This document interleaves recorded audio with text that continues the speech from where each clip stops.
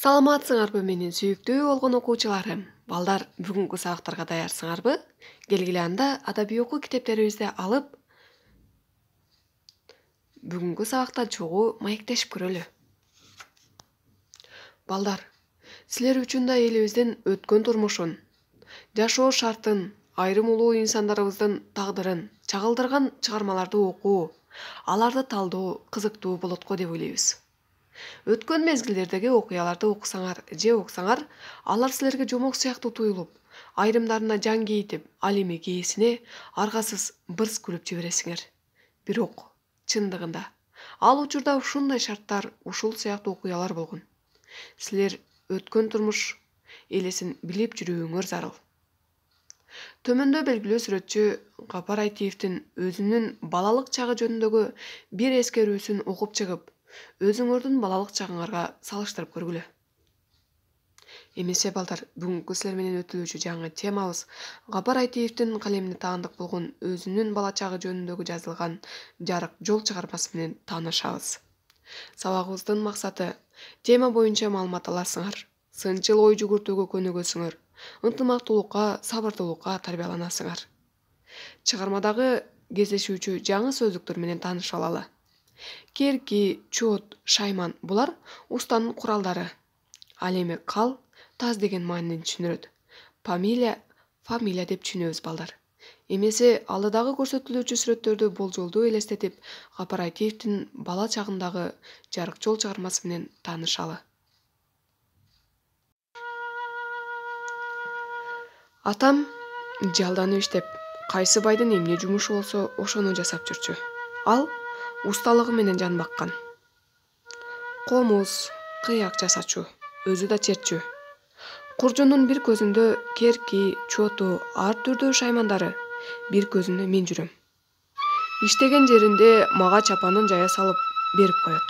Мен ит, мышык, дагы башка бир нерселерди чоподон жасап отура берем.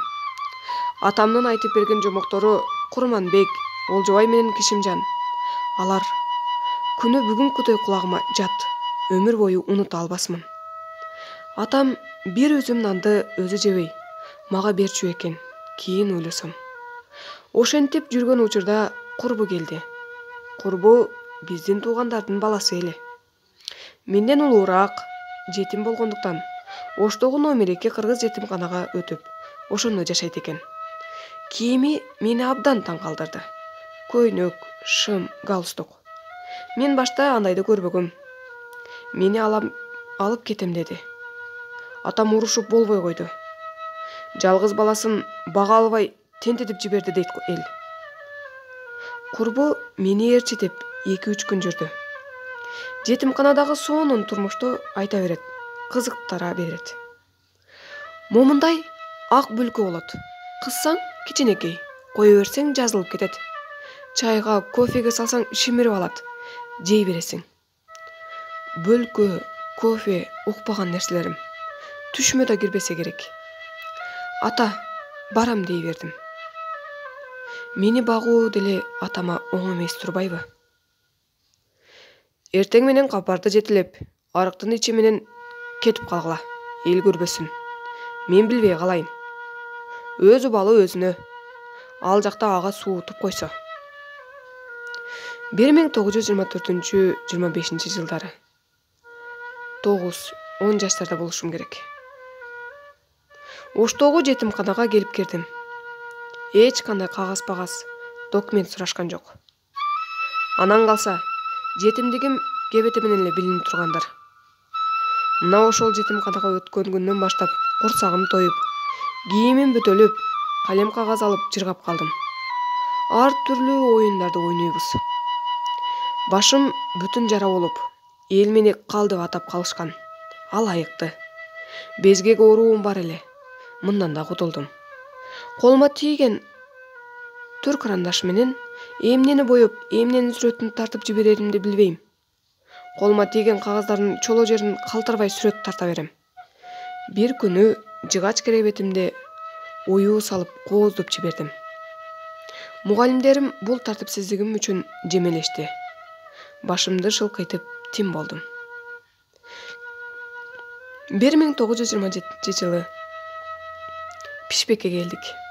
4 балабыз. 6 күн поезд менен жүрүп, араң жеттик. Кирин Проско. Кирүү эле максатыбыз. Окуу жайды ушинтип атачу. Завуч Базаркул Данияров ар бирибизден минтип сурайт. Фамилияңды айт. Биз унчукпай тура беребиз. Себеби эмне сурап жатканын түшүнбөйбүз. Менен бою узунураак бала мага акырын кайрылат. Памилчай деп жатабы? Акыры тилеген окууга да жеттик. Мен сыяктуу кедей балдарынын алдында кенен жарык жол жатты. Ошо жол бизди бул күнгө, бул даражага алып келди. Эмесе балдар, Гапар Айтиевдин бала чагындагы өткөзгөн окуялар жөнүндө маалыматтарды алган болсоңор, өзүңөрдүн азыркы өтүп жаткан бала кезиңер менен салыштырып көргүлөчү. Жана көрсөтүлүп турган макалдын маанисин чечмелегенге аракет кылгыла. Ач тойнат, жетим жетилет. Кантип түшүндүңөр балдар? Гапар Айтиевдин бала чагы менен силердин бала чагыңар окшошпу? Эмне деп ойлойсуңар? Эмесе балдар, үйгө тапшырма белгилеп алалы. Үйгө тапшырма текстти өз алдыңарча окуп, түшүнүүңөрдү айтып бересиңер. Сөзсүз түрдө. Эмесе балдар, бүгүнкү сабагыбыз жыйынтыкталды. Кийинки сабактарда көрүшкөнгө чейин саламатта калгыла.